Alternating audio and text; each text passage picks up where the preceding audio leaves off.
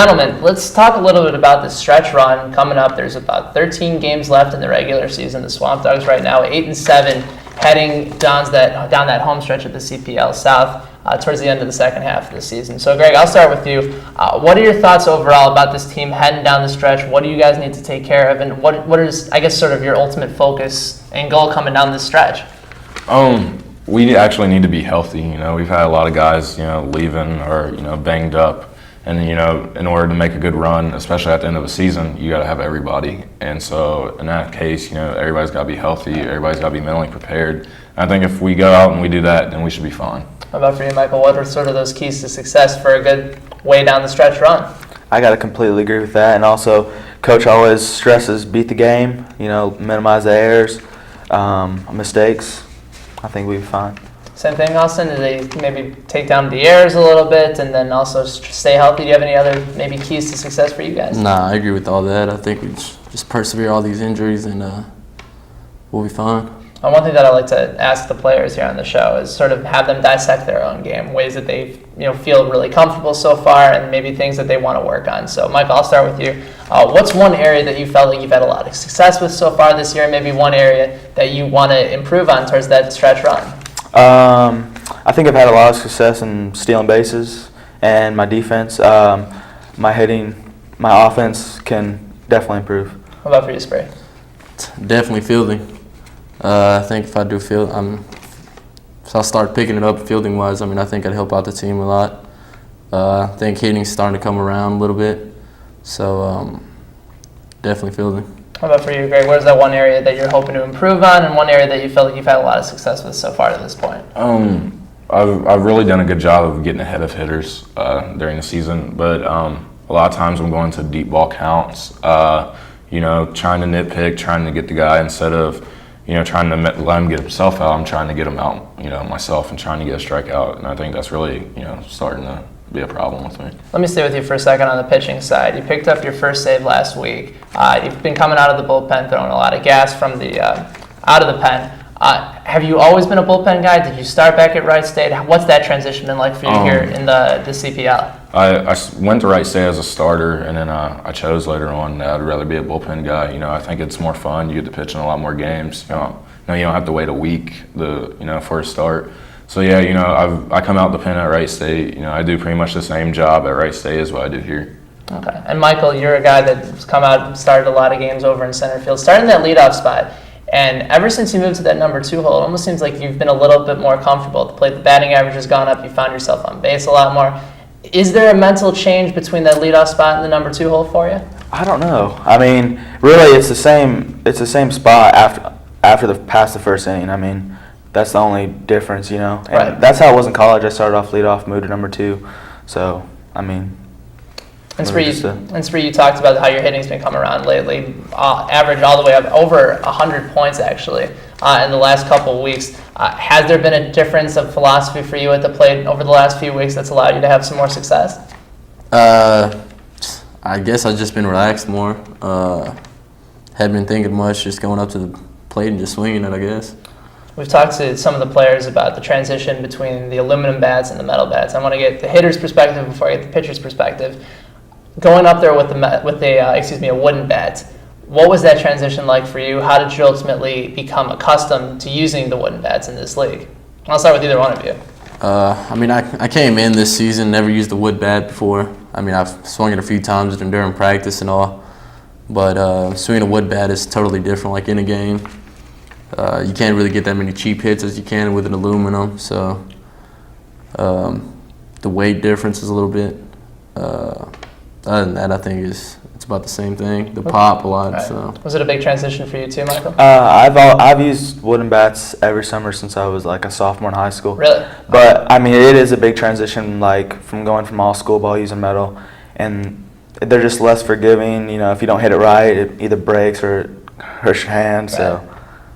Now, do either of you guys use batting gloves? Because I know there's a lot of guys on the team that hate using them with the bats. I definitely use batting gloves. You use batting gloves? You use batting gloves as well? Yeah. Interesting. And what about from a pitcher's perspective, Greg? Do you have to adjust any differently when you're going against guys with wooden bats as opposed to metal bats? you can get away with a little bit more, I think. Sometimes, aluminum bats, when you make a mistake, hitters punish you, and they punish you pretty bad. With wood, every now and then, you might be able to say, with aluminum bat, I probably wouldn't see that ball again, but, out there having Neems out there tracking everything down in the gaps, you kind of see balls a little bit more than what you normally would, but, I pitched the same way, and that's pretty much really it. I'm curious to get your guys' thoughts towards the end of the season where there's going to be a home playoff game on August 6th and at 7:05. And to purchase tickets for that home playoff game, you can do so by calling the Swamp Dogs front office at 910-426-5900, or you can visit GoSwampDogs.com for more information. Swamp Dogs, there's no question about it. You guys have played in several of the other ballparks in the CPL.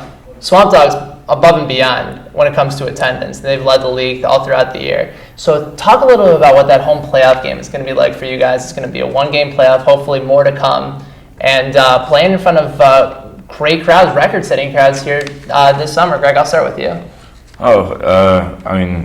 Not unless we go out and play bigger schools at school, I've really never seen crowds this size at any of the games I played at. And, I'm pretty anxious to get out and play in front of a large crowd in the playoffs. The playoffs are a real important thing. It's important to the town and to us. So I'm expecting a pretty big crowd and, have a lot of fun out there. How about for you guys? Do you feel it's going to be sort of a great environment and excitement, and it's going to be packed and loud? And what will that experience be like for you? I know G-Rob and Mario can agree with, at home when there's so much more people, it's so much, more enjoying to play. When he comes in from the bullpen, the crowd's, excited, but on the road we don't get as much fans, and it's not as fun to play. What about for you, Spray? Definitely. Looking forward for the first playoff game. Playing in front of that big of a crowd, gets your adrenaline rush just off the roof. So, it is more enjoyable to play, and looking forward to it, I guess. A few more questions for you guys here on Inside the Dog Pound. One thing that I really, really like to find out from the different players is to find out a guy that's been in the locker room, that's been in the clubhouse with them, not necessarily the most talented player, but a guy that just has impressed them with their work ethic, their dedication, their devotion to the team. Austin, I'll start with you. Who's been that one guy that's really stood out to you and made a big difference with this team? I'd have to say with Michael Carter. That guy works out. He works out? What else does he do? Day in and day out. You see him in the gym throwing bullpens and all that. Got a lot of been getting a lot stronger. So Mike Carter will probably be the guy that I'm going with. Who's it for you, Mike? I think it's going to be one of the pitchers because they have to work a lot harder, running and stuff. As much Michael Raya, he may not get a lot of. I don't know if he maybe trains correctly, but he does work hard on it. So I'll go with him. Best appetite on the team. Best appetite I've ever seen. Probably, yeah. That guy can throw it down. Although Matt McGovern was in the hot dog eating contest, didn't do all that well yesterday. Some of it came back up. Raya can eat. Who's been the one guy that's impressed you the most so far, G-Rod? It's okay to say my name. As much as I would like to say Spree, I'm gonna have to go with Greg Beachy. He's a real good guy. He's nice. He'll do anything for anybody. And he's always working. Whether he's out running, he's out there on the flat ground. He's always trying to make his game better.